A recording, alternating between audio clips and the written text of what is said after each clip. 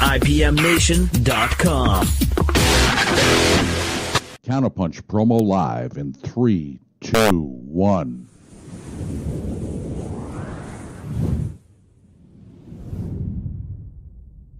Once upon a time, they awoke to the concerted effort underway to dummy them down, to the forces working at every turn to water down human wherewithal. They stood, they rallied, they drew their line in the sand, vowing once and for all to scale their spines and mortal up. That was the day the tables turned, and the universe itself sat up and took notice.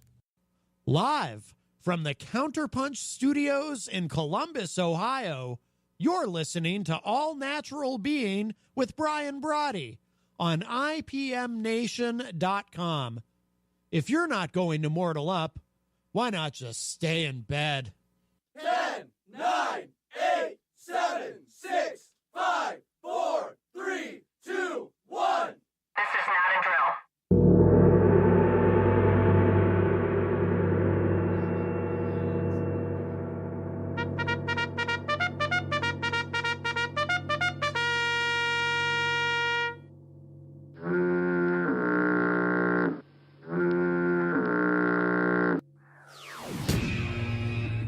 All Natural Being.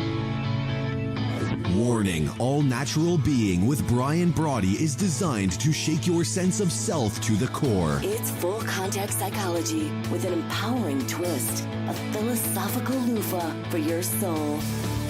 For those of you not ready or comfortable releasing your inner superhuman, listener discretion is advised. Here's your host, Brian Brawdy.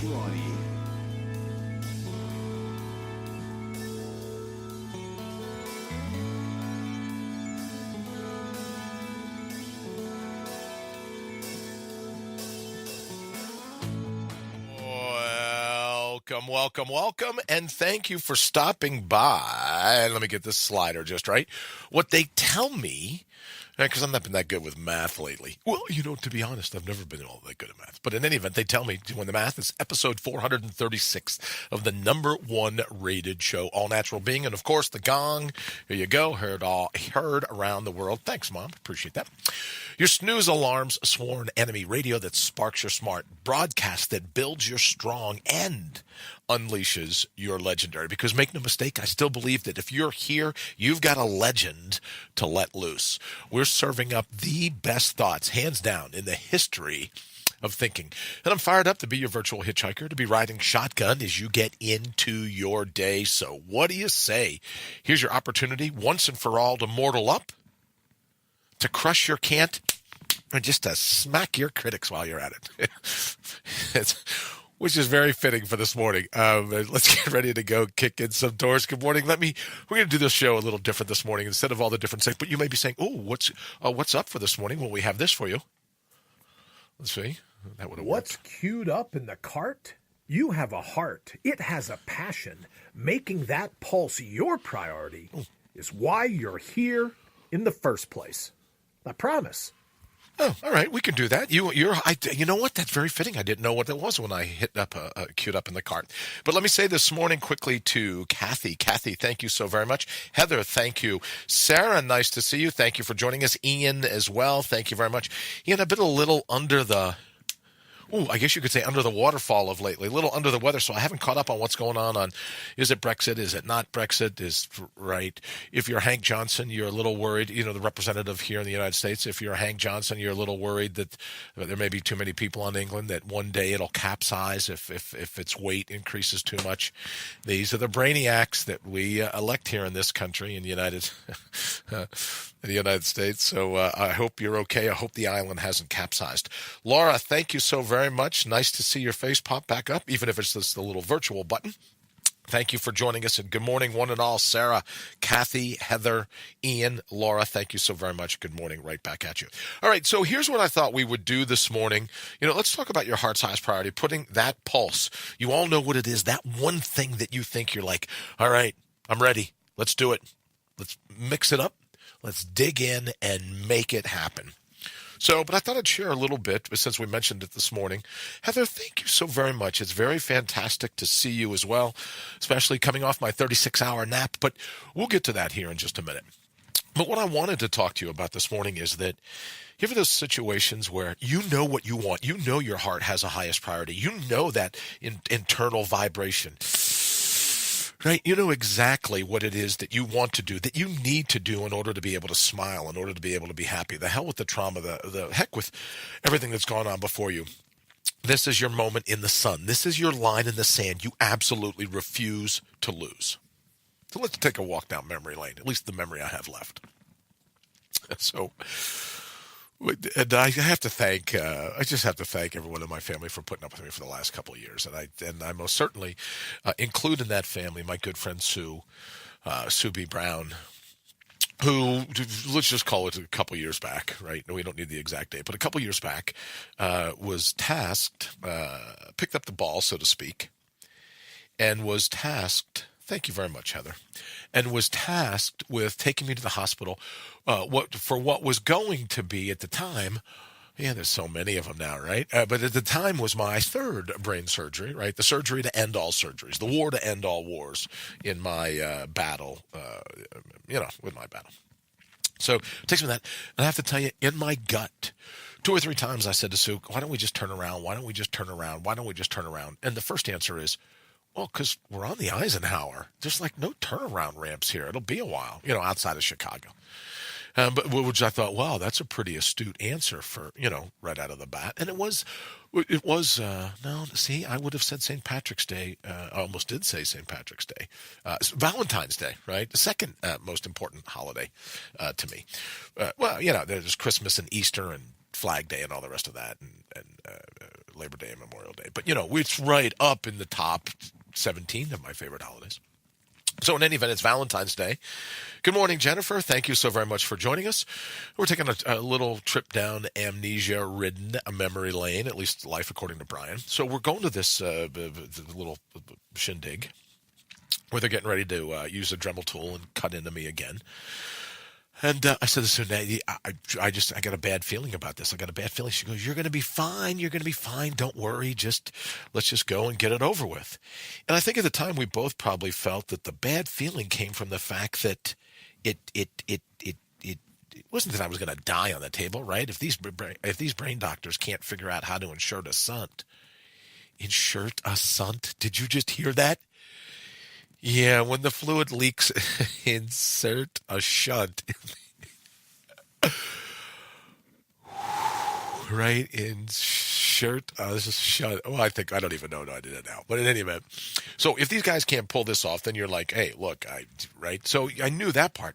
But there was something in my gut that told me, don't do it, don't do it, don't do it, don't do it. Or if you say, well, you think focus on the positive, turn the car around, turn the car around, turn the car around, turn the car around. Well, it wasn't my car, it was her, right? So there wasn't much I could do. I wasn't driving. They wouldn't allow me.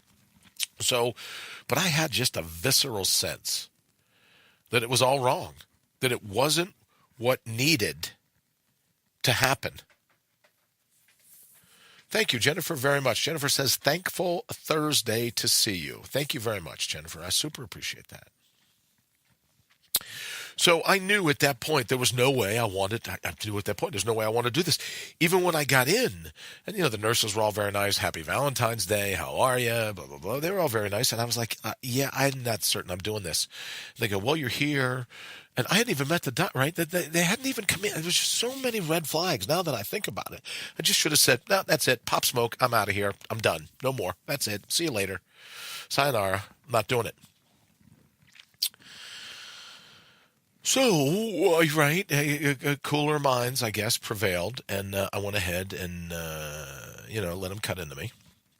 Ended up, I don't know, I slept for a month afterwards and this and that. So I had this nice little spaghetti strap of a shunt, right, which I leave hanging. It looks like a mouse, doesn't it? Small mouse, commuter mouse, or a small little field mouse with a long tail, if you can see that. I'll hold it there. So I let him put this thing in me. And from the get-go, it still wasn't working, right? You ever get in a situation where you just know, you go, I shouldn't do something. And then you do it. And the moment you do, you go, right. Right? Like there's a little voice in the back of your head that's a bullhorn going, all right, needle nits, I told you not to do it. What are you doing? Come on, let's go. What are you up to? Told you this wasn't going to work. The moment I came to, who knows how long after that was, right? And I slept for a month. But I just had a sense that it wasn't going to work. It wasn't going. You ever have that happen? Give me a call if you're up and about. Don't forget, you can call us 833-646-3877. Sean, nice to see you. Good morning, bright and early, wherever you are, sir. 833 mind-ups, just like push-ups, pull-ups, or sit-ups, or 833-646. Can I have one more verbal miscue today? 833-646-3877. Don't forget, some kind of fees apply. Who the heck knows? Also, here's the QR code if you want to zap it in your phone, and then you can take the show with you right on out the door, right? There you go. Brett, good morning.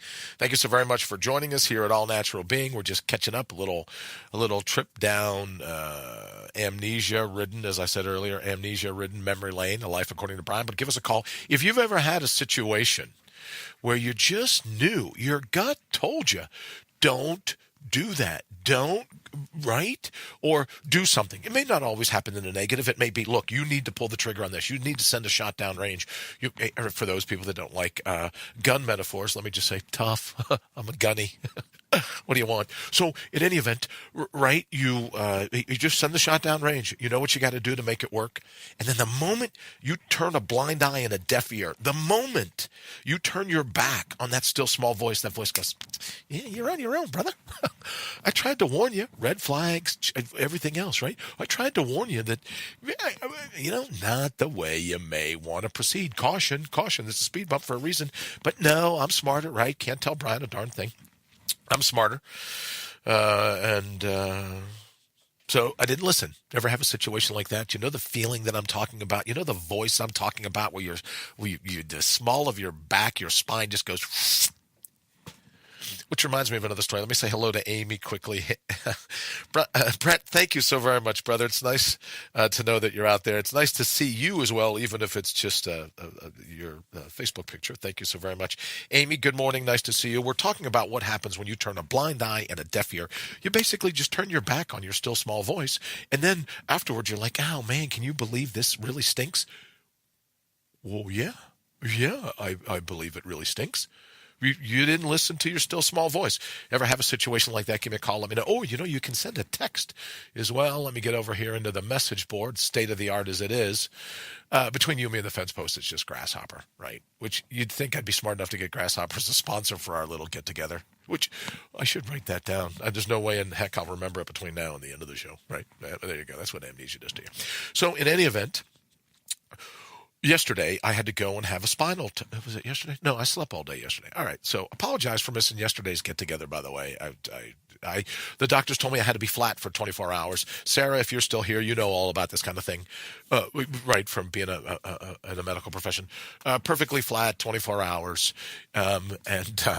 So when you get through this procedure, they give you a spinal tap and they insert fluid and they put you in this huge machine. They strap your shoulders in, your feet in, just like being back in the hospital again when they didn't realize I was allergic to morphine and they kept pumping me full of morphine and then wondered, why does he keep attacking everyone in the staff? Why does no one want to ride in the elevator with this guy? He's just had brain surgery. How tough can he really be? Well, inject me with morphine. It's odd because I had like a total Greek flashback of Procrustes. Remember the guy that would wait for people to stumble on by? He'd be sitting on his front porch waiting for him to walk down the way. And then he had a particular bed and he'd cut off their legs or he'd put them on the stretcher, right? Which now that you think about it, it's not a bad call. Put him on the stretcher to make him taller or to fit his bed. And I guess maybe the bed was mercurial. I guess it changed as well. Or he'd cut your legs off if you were too tall. He'd cut your legs off to make you fit the bed. Well, in the first surgery, they kept pumping me full of morphine. No one knew I was allergic to it. I didn't know I was allergic to it. So I had a Procrustean dream of when they were loading me into the elevator, as one would, I thought they were going to take me to cut my legs off. I literally thought they were taking me to the basement to kill me. Silly boys, silly girls. So I fought back, right? I fought back to such a degree that from that point on, my bed was alarmed. I was strapped down, all this other fun stuff. But in any event, right, as soon as you do something where your gut tells you you shouldn't, sorry for that little flashback, right, of being strapped down to, be that were it true, strapped down to a gurney. But I figured out the alarm before too long, and I was up prowling the halls. They yelled at me one time because I got totally dressed, went down, put on a baseball cap, went downstairs to get a cheeseburger and a large fry. Came back upstairs. I'm sitting in the room. I'm eating. The nurse goes, "How did you get that cheeseburger and large fry?" I said, "Oh, they're having a special down in the cafe, the little thing where you buy food in a hospital." She goes, "How do you know that?" And I go, "Well, I just ran down and got something to eat. You guys seem busy. I keep hitting this damn little buzzer. No one comes, so I was hungry. I wanted a cheeseburger." So, in any event, those situations where you turn a blind eye and a deaf ear, you turn your back on your still small voice.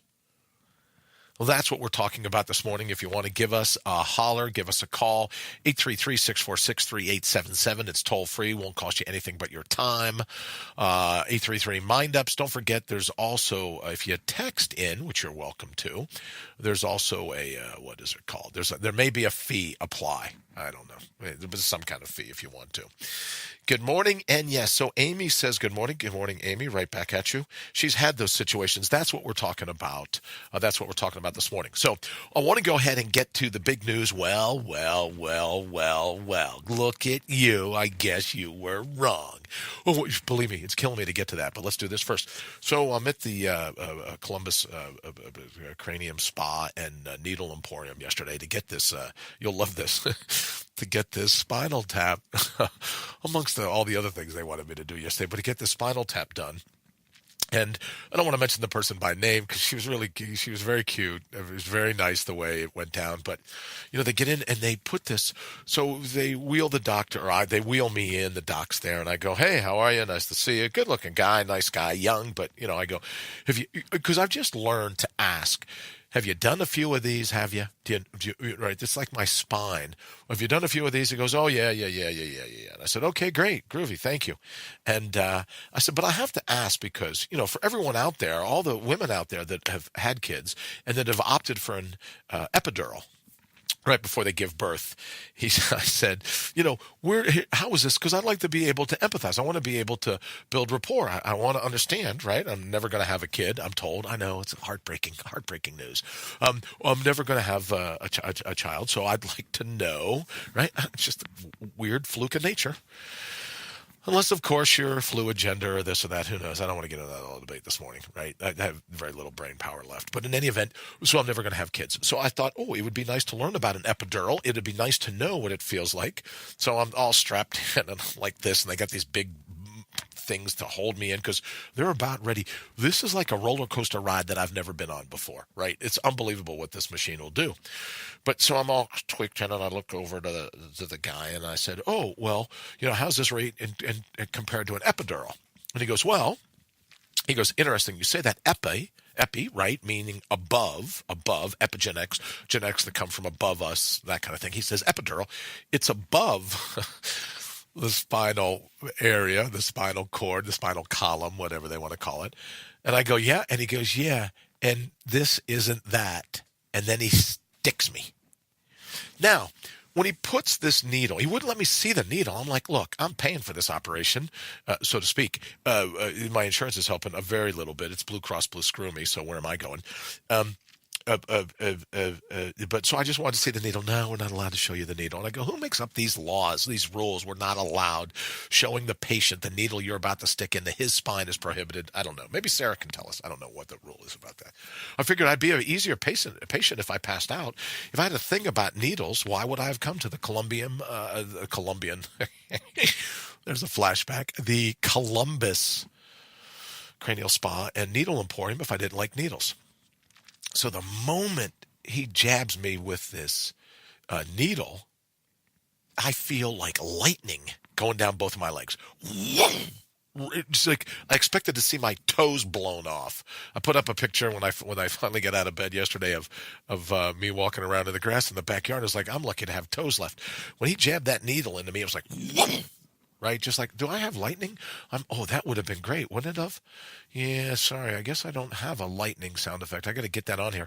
But in any event, lightning down my feet. And I go, whoa. He goes, "Are you okay?" And I go, "Yep, all good. You just do your whatever you got to do." And so they turned me upside down this way, flipped me over, right? It would have been a great martial arts test if there had been like a speed bag that I could keep hitting as they were tilting me all around. So Jennifer says, "My first epidural was in 1990. Didn't work. It only worked on half of my body. Oh, I'm sorry to hear that. Ended up having a C-section. I'm really sorry to hear that, Jennifer. So in any event, I wanted to learn what that was like, though. So now I think I can say a little bit, not the birth thing, but what it's like to get an epidural. So I won't even mention the nurse's name.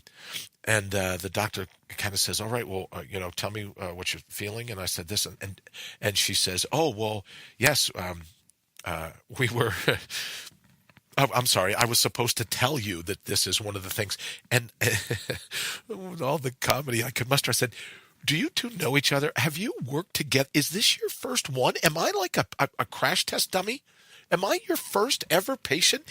Now you tell me my feet are going to feel like they're on fire once I get booked. You tell me after the fact, oh, yeah. After it happens, then you say, oh, yeah, I was supposed to tell you before it happened. Oh, okay. Well, I leaned over and I said, look, is there anything else you may want to clue me in on? And I'm thinking, don't be too much of a smart aleck. This guy's still got a fishing lure buried in the small of your back. So I said, okay, no worries, no worries. Nice lead vest. I like that. It's a good look on you.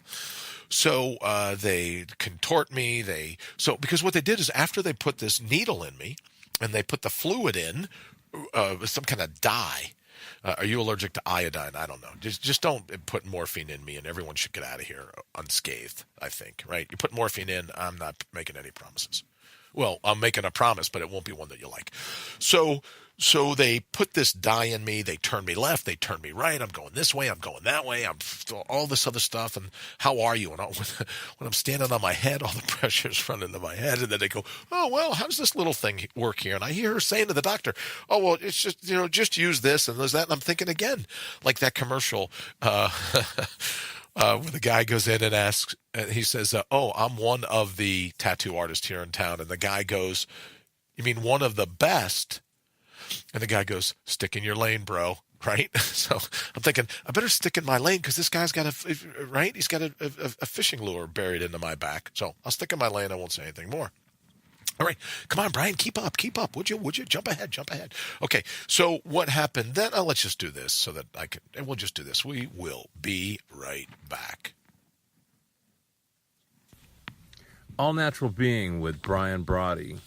Radio for the rare breed.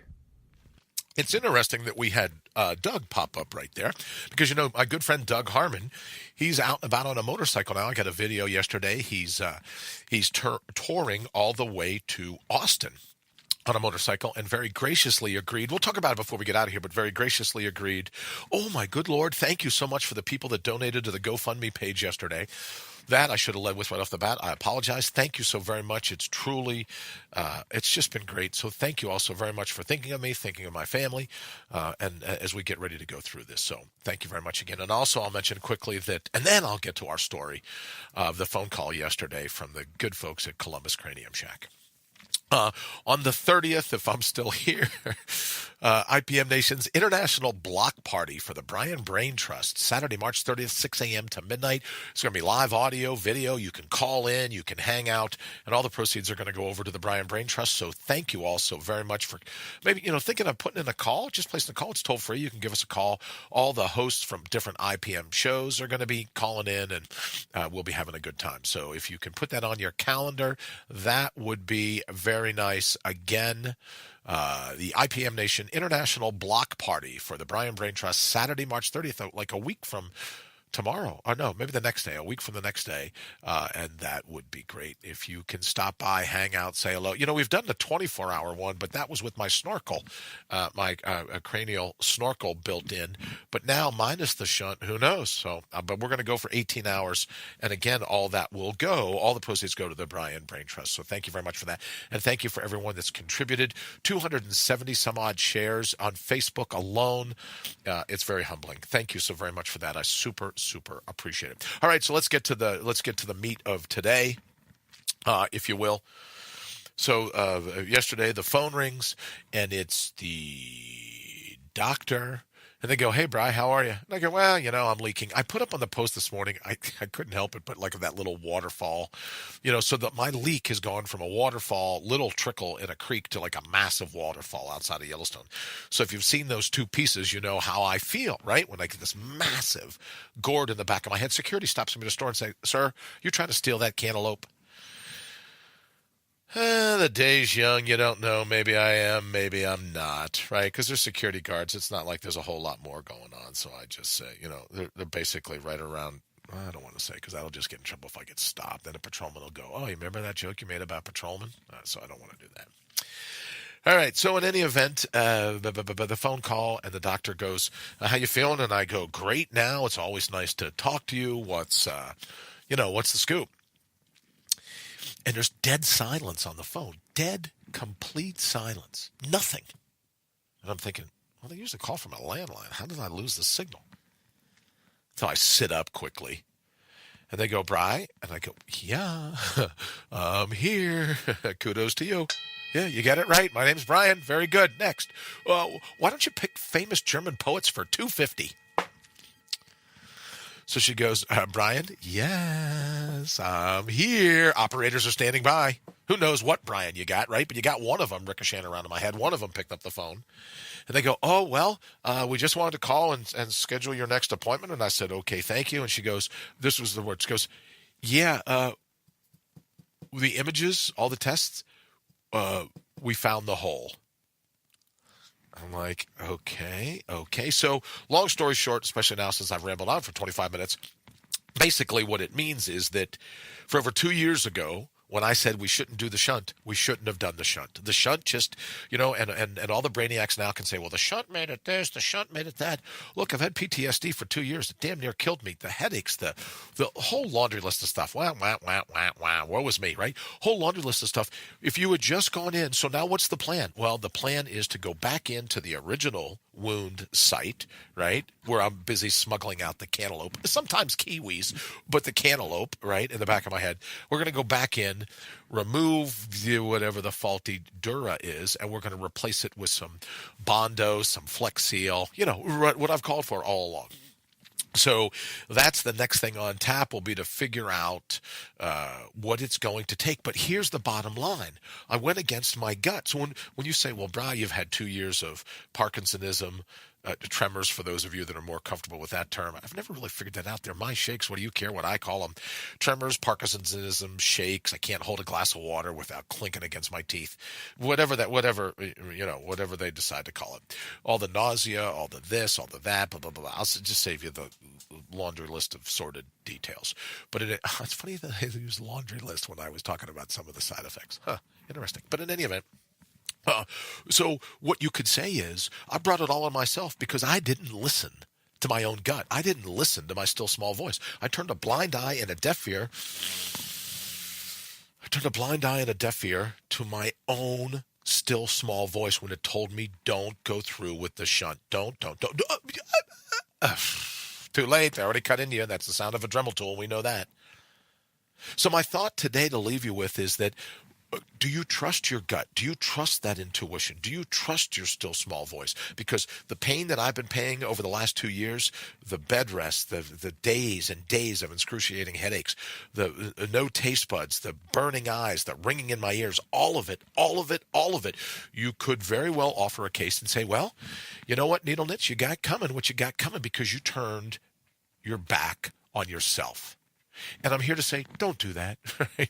Enough of that already. If you're in a situation where you feel like you've turned your back on yourself, knock it off, right? Your gut knows, your intuition knows. And you'll have all these brainiac TED talkers going, well, we don't know so if you can trust your gut so much. Right? It was you turn a blind eye and a deaf ear to your critics. Crush your can and your critics while you're at it. So that'll be the thing. I hope to be back tomorrow. Thank you all so very much. And please remember this. It's your intuition. It's your gut. It's your still small voice. It's your whisper. Ignore it. Right? Ignore it at your own risk because I am a walking, talking example of over 2 years of torture and pain because I ignored. I'm guilty. I'm your boy. If I'm still allowed to say boy, I'm your boy. I turned a blind eye and a deaf ear to my own gut and it said, look, you're in it on your own now. All right. Have an absolutely fantastic day. And please don't turn the blind eye and a deaf ear to your own gut. Learn from your friend Brian and go, I don't want, no. Time to listen to my intuition. Time to put my heart's highest priority top of the list. All right. So speaking of heart's highest priority top of the list, have an absolutely fantastic day. We'll be back tomorrow morning. the divine willing. We'll be back tomorrow morning at 7 a.m. Eastern time. Thank you so very much for joining us here at All Natural Being. And again, thank you for everyone heading to GoFundMe. I can't tell you how much I appreciate it, how much my family appreciates it, and thanks to Sue and everyone else involved. Thank you all so very much. We'll see you bright and early tomorrow morning.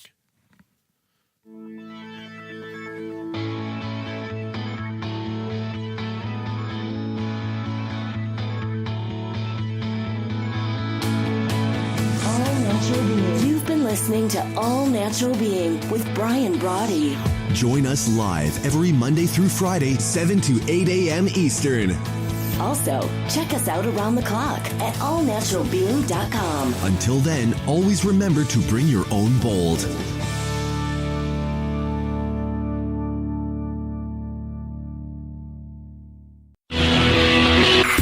IPMNation.com.